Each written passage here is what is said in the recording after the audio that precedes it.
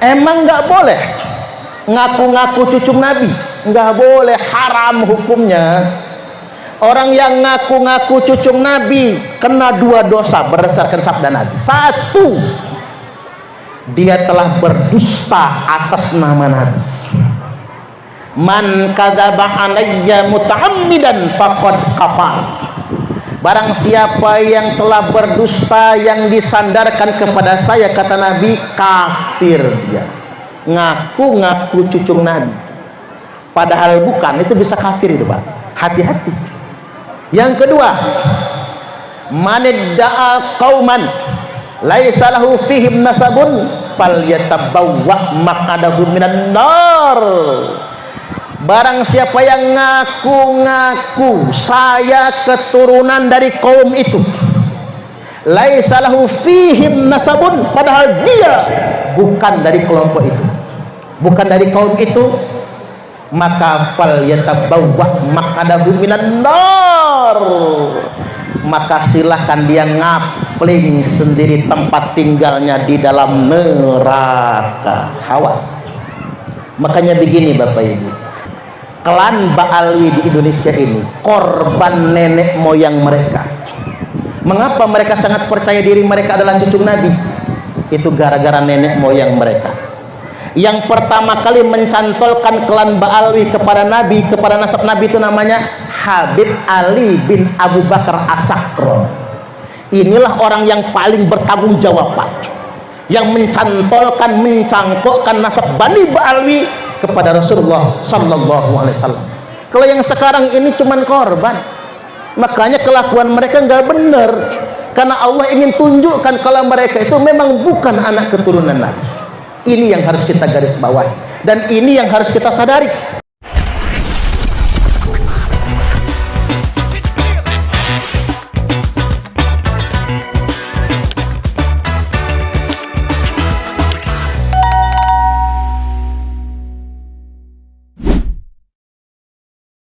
Saya nonton di YouTube, Pak, Tuan Rizik Syihab ceramah di ziarah kubur Banten, di Makom Waliullah Maulana Hasanuddin Banten. Di sana orasi teriak-teriak, ditambah lagi mengatakan Maulana Hasanuddin itu keturunan Ba'alwi. Saya langsung ngebatin, dia melakukan itu di makam keramat, pasti kualat. Ini mudah-mudahan sampai kepada beliau. Beliau mengatakan itu di makam keramat. Saya langsung ngebatin, ini kualat ini, Pak, ini kualat ini. Ternyata benar Bapak Ibu. Masa di makam waliullah dia teriak-teriak, Pak, dia orasi. Bahkan mohon maaf, ini ada Pak polisi juga, sampai Pak Kapolres diajaknya suruh nangkap kita yang meluruskan ini semua, sampai segitunya. Saya sampaikan kepada teman-teman, sudah, kata saya, nggak usah ribut, ini negara hukum, kita nggak boleh tempur yang nggak benar itu. Pokoknya yakin saja, karena dia sudah orasi di sana, pasti kualat. Benar Bapak Ibu, langsung Allah tunjukkan kualatnya. Apa diantaranya? Dia ngomong Sunan Gresik punya anak Sunan Ampel. Ikan stres, Pak. Dapat ilmu dari mana dia? Sunan Gresik punya anak Sunan Ampel. Ditambah lagi begini, Sunan Gunung Jati Syarif Hidayatullah nikah sama Nyimas atau Nyai Rara Santang. Nyai Rara Santang itu bukan bininya Sunan Gunung Jati, itu ibunya. Masa anak kawin sama emaknya? Ini kan su'ul adab ini, Pak. Ini sudah su'ul adab ini. Allah langsung tampakkan kualatnya.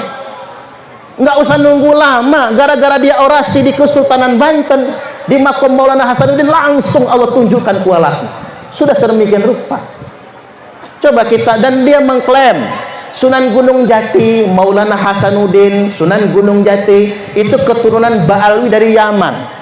Coba jenengan, walaupun kita ini sekolah nggak tinggi-tinggi amat, Pak, ya, kita belum pernah ngedengar kalau Wali Songo itu dari Yaman. Gitu begini, nggak ada sejarahnya Wali Songo dari Yaman, nggak ada sejarahnya Wali Songo dari Ba'alwi. Kok dikatakan Maulana Hasanuddin, putranya Sunan Gunung Jati, itu dari Yaman? Begini Bapak Ibu, Nyai Rara Santang ketika masuk Islam diperintahkan oleh gurunya untuk berangkat haji ke Mekah Al-Mukarramah bersama kakaknya Pangeran Cakrabuana. Pangeran Cakrabuana dan Nyimas Rara Santang itu putra Prabu Siliwangi. Karena sudah masuk Islam diperintah untuk ke Mekah naik haji. Mukim di Mekah, kan orang dulu bukan cuma naik haji, langsung mesantren di sana, langsung belajar di Mekah. Belajar di Mekah, lalu menikah dengan Syarif Abdullah Al-Hashimi. Ini suaminya Nyimas Rara Santang. Nah, Syarif Abdullah Al-Hashimi kemudian diangkat menjadi Sultan Mesir. Dia memimpin Mesir dan Palestina, lalu diberi gelar Sultan Maulana Mahmud Al-Hashimi. Nyai Rara Santang kemudian dikasih gelar Syarifah Mudaim. Jadi Nyai Rara Santang berubah namanya Syarifah Mudaim, lalu menetap di Mesir, lalu punya anak, nama anaknya Syarif Hidayatullah. Jadi bapaknya Sunan Gunung Jati itu Syarif Abdullah Al-Hashimi, Sultan Mesir. Siapa itu? Itu putune Kanjeng Nabi.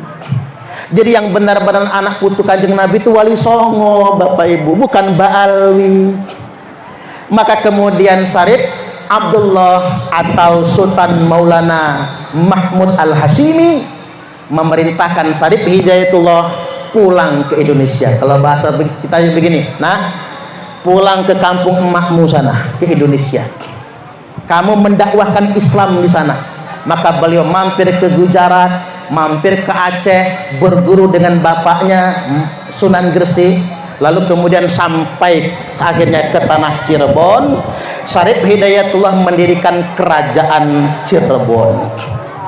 Kemudian Bapak Ibu, singkat cerita, beliau punya anak laki-laki tertua beliau namanya Maulana Hasanuddin, yang terkenal dengan istilah Pangeran Sabo King istilahnya itu ya Pak. Kemudian setelah menjadi sultan, Sunan Gunung Jati menyerang kerajaan Sunda, merebut Banten, maka didirikanlah kerajaan Banten dengan raja pertama Maulana Hasanuddin, Sultan Maulana Hasanuddin. Dan Syarif Hidayatullah alias Sunan Gunung Jati melihat ada cahaya yang menjulang sampai ke langit. Cahaya itu menjulang sampai ke langit, maka cahaya itu dikejar. Sampailah beliau di tanah Lampung. Sampai di tanah Lampung, lalu ke kerajaan Pugung yang ada di Pugung Raharjo, Lampung Timur, Keratuan Pugung, dan menikahi putra dari Keratuan, putri dari Keratuan Pugung. Anak tertua perempuan Keratuan Pugung nggak mau menikah dengan Sunan Gunung Jati karena anak perempuan tertua harus nikah sesama orang Keratuan Pugung. Akhirnya menikahi adiknya. Nama adiknya siapa? Putri Sinar Kaca. Dengan pernikahan terhadap Putri Sinar Kaca, hamil dan melahirkan anak namanya Minah Gejalabidin. Jadi putra pertama Sunan Gunung Jati dengan Keratuan Lampung Pak, itu Minah Gejalabidin. Begitu beliau pulang ke Cirebon, cahaya tadi nggak hilang. Balik lagi setahun kemudian ke Lampung Pak. Kata Sunan Gunung Jati kepada Keratuan Pugung, cahayanya belum hilang. Saya tidak boleh menikahi adiknya Putri Sinar Kaca. Saya harus menikahi anak perempuan tertua. Maka Putri Sinar Kaca diceraikan, lalu menikah dengan Putri Sinar Alam.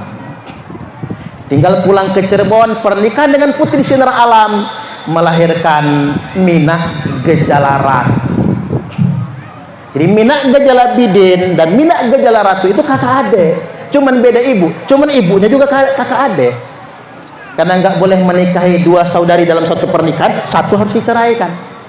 Maka setelah dewasa, dua-duanya berangkat ke Cirebon, diperintahkan Keratuan Pugung, cari bapakmu di Cirebon sana, Syarif Hidayatullah.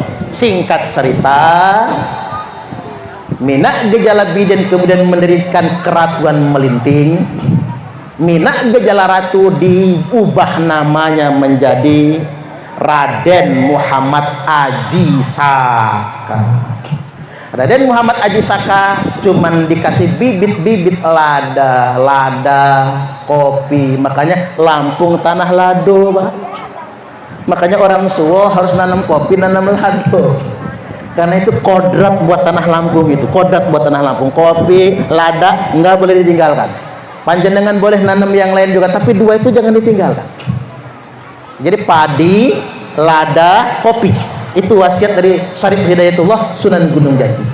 Maka beliau menetaplah di Lampung Selatan, mendirikan Keratuan Darah Putih. Nah, Ratu Darah Putih inilah, ratu itu bukan perempuan, Pak, perlaki-laki. Karena untuk adat Lampung dari Saibatin itu kan mesti ratu nyebutnya, tidak boleh raja.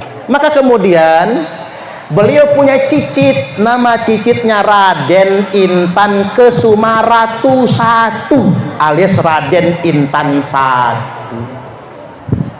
Cicit-cicitnya inilah yang perang melawan VOC, perang melawan Belanda. Raden Intan I punya putra namanya Raden Imba Kesumaratu II, dan punya adik Dalom Kesumaratu. Raden Imba Kesumaratu II perang sampai Tanggamus, sampai Semaka perang itu, Pak, lawan VOC. Panglima tempurnya dari Banten. Makanya Lampung sama Banten pasti temenan, enggak bisa enggak, pasti temenan. Karena ngapa? Kakaknya Raden Muhammad Aji Saka, Maulana Hasanuddin, ngirim orang-orang sakti dari Banten, Pak, untuk membantu Raden Muhammad Aji Saka, untuk membantu Raden Intan perang di Lampung ini. Maka selalu begitu. Makanya kalau terjadi perang pasti itu Lampung itu sama Banten, karena kodrat sejarahnya sedemikian rupa. Maka Raden Imba Kesumaratu II ditangkap VOC, dipenjara di Batavia, diasingkan di Timor Belanda, lalu kemudian dibunuh sampai sedemikian rupa. Yang selamat cuman istrinya, karena hamil. Siapa yang dikandung? Yang dikandung oleh istri Raden Imba Kesumaratu II adalah Raden Intan II atau Raden Intan Kesumaratu II. Inilah pahlawan nasional asal Lampung yang perang melawan VOC. Ketika Belanda membawa orang-orang Yaman, termasuk Mufti Yaman Habib Usman bin Yahya, Pak, nyuruh kita ditunduk sama Belanda. Apa kata Raden Intan II? Iris dulu tangan, kau darahmu putih, kamu pantas ngaku cucu Nabi. Tapi kalau masih merah, nggak perlu membangga-banggakan kamu cucu Nabi. Kalau untuk tunduk kepada Belanda sang penjajah, segitunya Bapak Ibu. Sampai kemudian beliau gugur di medan tempur di usia kalau nggak salah 22 tahun. Masih muda beliau, Pak Raden Intan II. Makanya nggak punya anak. Karena beliau gugur, maka silsilah Keratuan Darah Putih dimasukkan ke pamannya Dalom Kesumaratu yang punya putra namanya Raden Muhammad Jamil, yang sampai sekarang masih ada, Pak, di Kuripan sana itu. Maka dari itu Bapak Ibu ingin saya sampaikan pada kesempatan kali ini, kuat indikasinya, sangat kuat indikasinya, keturunan Raden Intan I atau keturunan Datu Darah Putih di Lampung atau keturunan Raden Muhammad Jamil yang ada di Keratuan Darah Putih, terindikasi kuat adalah dzurriyyat Rasulullah sallallahu alaihi wasallam. Nah, hari ini kita nyembah-nyembah sama cucu palsu, yang asli malah kita abaikan. Halo, halo, halo. Mengapa ini penting untuk saya sampaikan? Hari ini di Indonesia Raya tercinta, ada orang yang ngaku-ngaku anak cucu Nabi. Kalau ngaku berarti bukan ya, Pak. Ngaku-ngaku ahlul bait Nabi, ngaku-ngaku putune Kanjeng Nabi. Hari ini ada orang-orang yang ngaku-ngaku anak cucu Nabi, tapi kerjanya hubbud dunya, hubbul mali wa jam'ud dunya. mereka mencintai harta, tomak dengan harta, gila dunia. Kerjaannya flexing. Tahu flexing, Pak? Flexing itu pamer kekayaan. Pamer mobil Ferrari, pamer rumah mewah. Habis itu demo, dia ngajak orang demo, dia dapat duit, dia tambah kaya, yang demo kelenger, Pak. Flexing. Ini saja sudah tidak mencerminkan cucu Nabi. Kok cucu Nabi pamer kekayaan? Cucu Nabi itu sayang dengan umat, nggak tega ngelihat umat kelaparan, bukannya pamer kekayaan. Bahkan Imam Ali berkata, jangan pamer kekayaan di tengah-tengah orang miskin, itu menyakitkan. Jangan pamer kebahagiaan di tengah-tengah orang susah. Jangan pamer kesehatan di dekat orang sakit. Jangan pamer perut kenyang di dekat orang yang lapar. Jangan pamer kemesraan di dekat orang yang jomblo. Ya Pak ya? Cocok atau cocok? Makanya Kang Kamal cepatlah. Jadi balik lagi Bapak Ibu hadirin wal hadirat rahimakumullah, flexing, pamer kekayaan. Borok-borok mau ngasih umat, malah kerjaannya ndawir. Apa itu ndawir? Keliling-keliling, Pak. Keliling ke kiai-kiai, datang ke Kiai Toha, minta sangu. Bahkan ada kejadian, tapi saya nggak sebut daerahnya nih. Rois Suriah tingkat provinsi. Rois Suriah itu pimpinan tertinggi NU tingkat provinsi. Rois Suriah PW. Didatangi oknum Habib, ndawir minta sangu. Begitu dikasih amplop, amplopnya diginiin. Berapa ini? Kalau kata orang Lampung, mapas, Pak. Kiai yang tangannya wolak-walik kita cium, kita jalan saja nggak berani di depannya, Bapak Ibu. Jalan saja nggak berani pakai kaki, kecuali pakai lutut kita. Sama si oknum, berapa ini? Ini sama sekali tidak mencerminkan. Maka dari itu, hari ini ingin saya sampaikan Bapak Ibu tentang risalah ini. Rasulullah Sallallahu Alaihi Wasallam telah bersabda, "Tsumma fitnatu sarra." Hati-hati, nanti kemudian muncul fitnah sarra. Apa itu fitnah sarra? Ujian di zaman kemerdekaan, saat umat ini sedang membangun, saat umat ini hidup di alam kemerdekaan, akan muncul fitnah, akan muncul ujian. Dakhanuha min tahti qodama rajulin min ahli baiti. Fitnah ini akan keluar dari bawah dua telapak kaki laki-laki yang ngaku-ngaku ahlul baitku.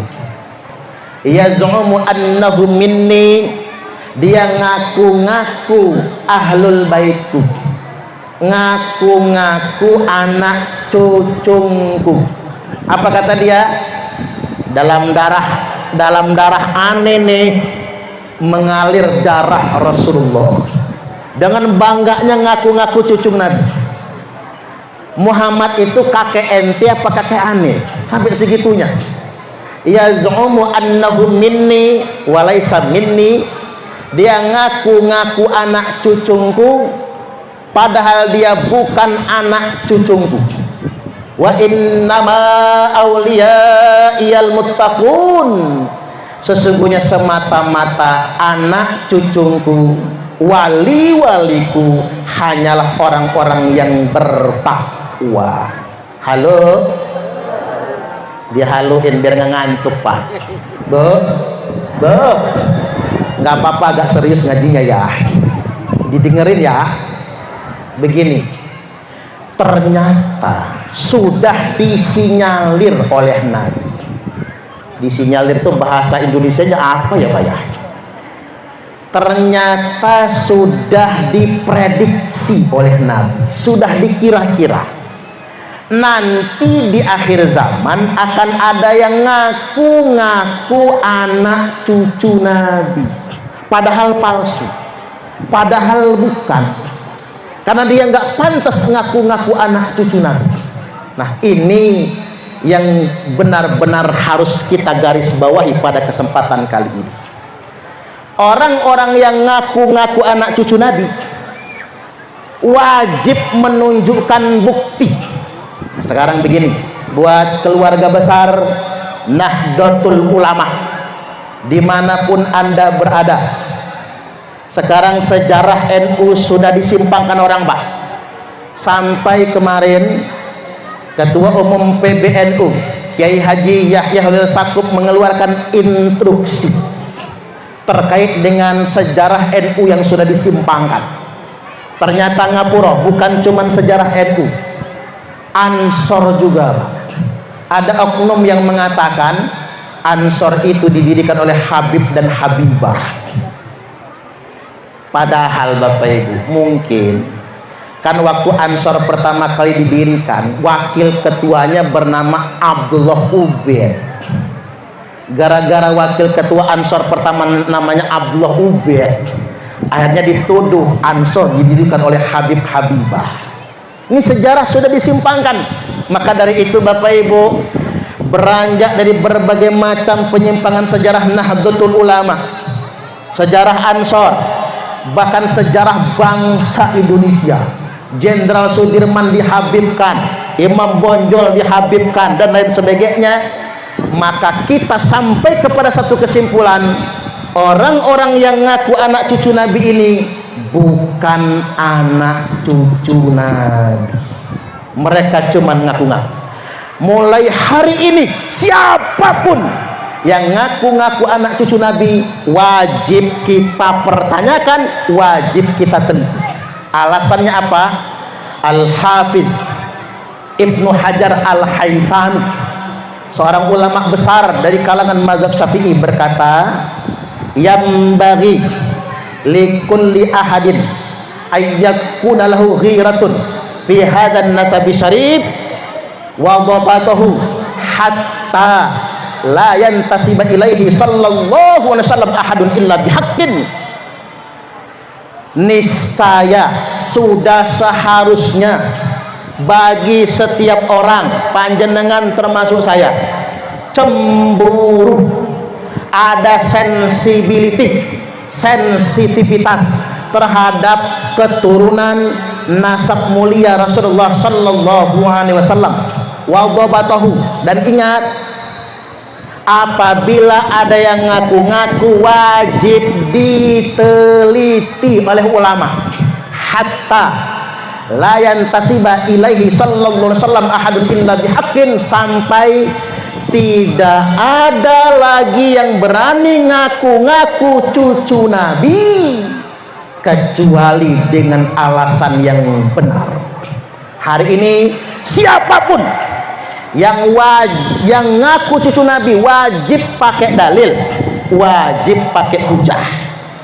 Dan Bapak Ibu, Kiai Haji Imaduddin Usman Al-Bantani telah menghadirkan dalil dan hujah bahwasanya Bani Ba'alwi yang ngaku-ngaku cucu Nabi di Indonesia hari ini berdasarkan hujah dan dalil bukan anak cucu Nabi.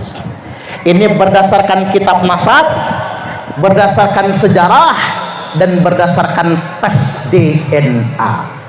Maka bagi warga Nahdiyin nggak bisa lagi taklid, Pak. Aku mah taklid aja lah. Ingat, at-taqlidu ba'da zuhuril hujjati wad dalili haramun. Taklid setelah nyata dalilnya, nyata hujahnya, taklid menjadi haram. Ketika hujah dan dalil yang menyatakan putusnya nasab Ba'alwi sudah datang, kita tidak boleh taklid lagi. Halo, halo. Pokoknya nyambung dengerin aja, Bu. Pokoknya ini buat yang santri-santri nih, masuk kuping kanan bablas kuping kiri nggak apa-apa. Tapi nanti pas mau tidur dengerin lagi versi YouTube-nya biar lebih jelas lagi. Baik, saya lanjutkan.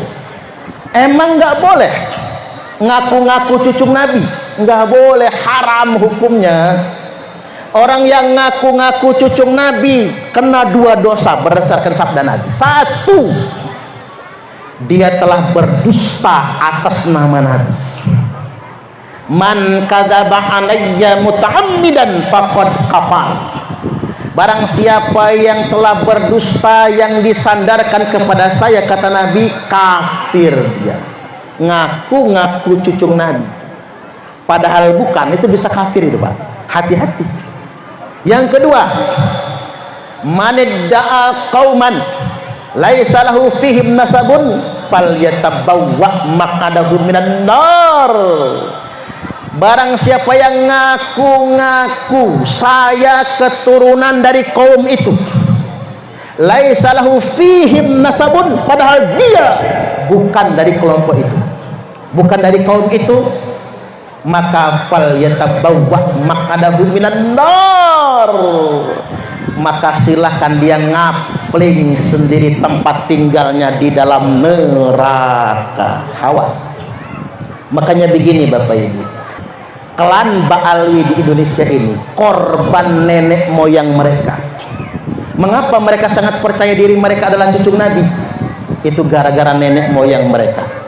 Yang pertama kali mencantolkan klan Ba'alwi kepada Nabi, kepada nasab Nabi, itu namanya Habib Ali bin Abu Bakar As-Sakro. Inilah orang yang paling bertanggung jawab, Pak, yang mencantolkan, mencangkokkan nasab Bani Ba'alwi kepada Rasulullah sallallahu alaihi wasallam. Kalau yang sekarang ini cuman korban. Makanya kelakuan mereka nggak benar, karena Allah ingin tunjukkan kalau mereka itu memang bukan anak keturunan Nabi. Ini yang harus kita garis bawahi, dan ini yang harus kita sadari. Terima kasih sahabat pelita yang dirahmati Allah sudah klik video ini. Semoga video ini bermanfaat, dan apabila video ini bermanfaat jangan lupa di like, di share, dan sebarkan video ini sebanyak-banyaknya. Di awal video kenapa langsung ya, tidak intro dulu, tidak memberikan salam dulu? Ini karena infonya sangat penting sekali.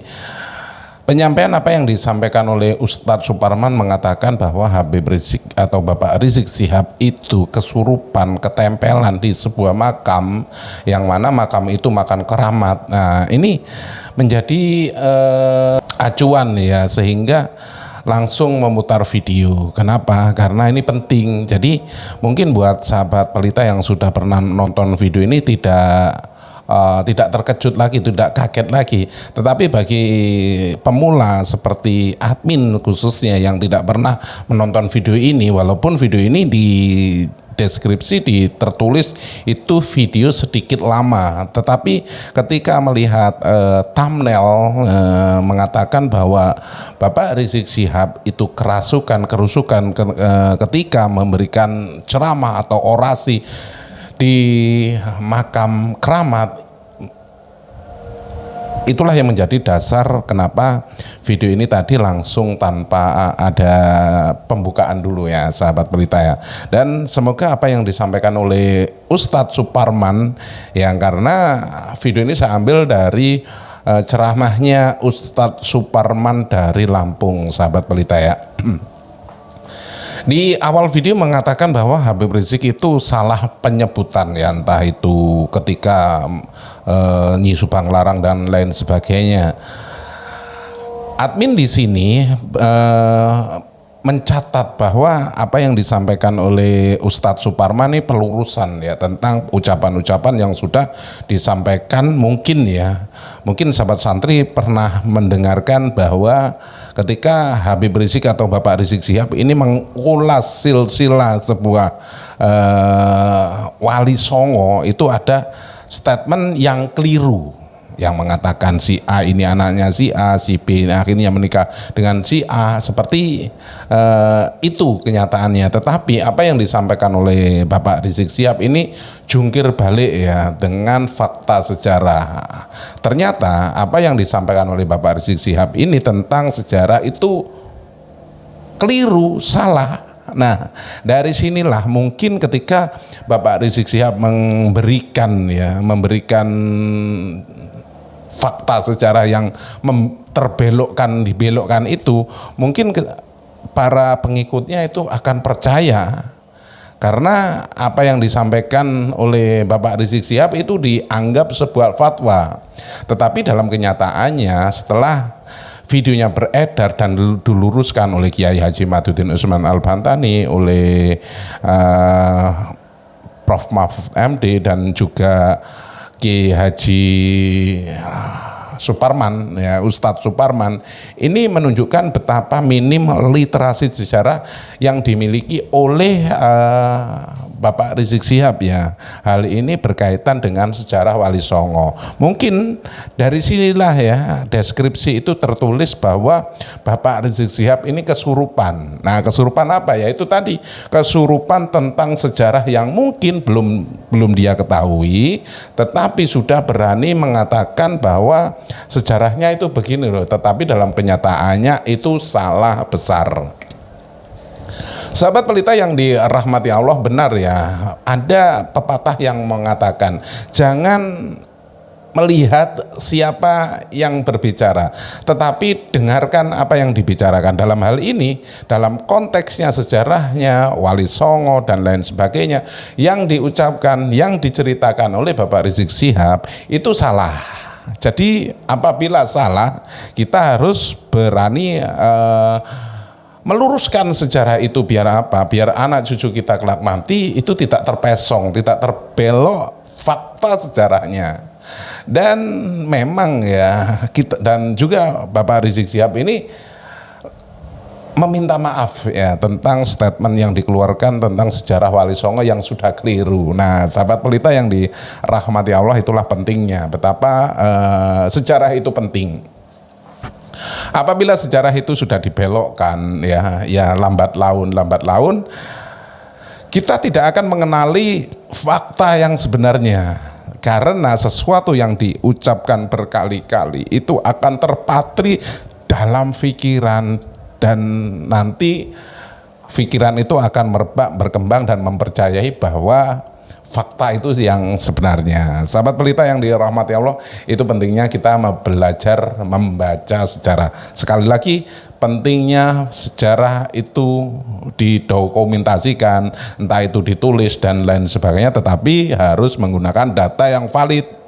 Biar apa? Yaitu tadi, biar tidak melenceng kemana-mana. Sahabat pelita yang dirahmati Allah, mungkin sampai di sini dulu ya jumpa kita tentang video ini yang mengatakan bahwa Bapak Rizik Syihab itu kesurupan, Bapak Rizik Syihab itu ngamuk-ngamuk ya, yang di awal video kan seperti ini.